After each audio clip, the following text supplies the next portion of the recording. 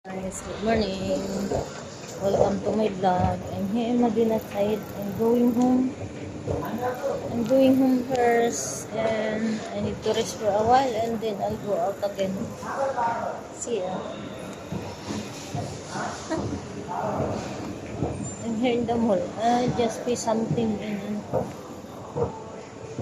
I'm thinking if I'm gonna walk or I'm gonna ride a bus.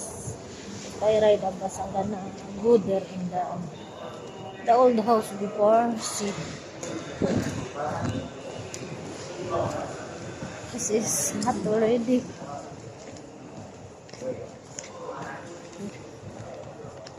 I can go to the bus. I'm lazy to walk so far. Very hot already.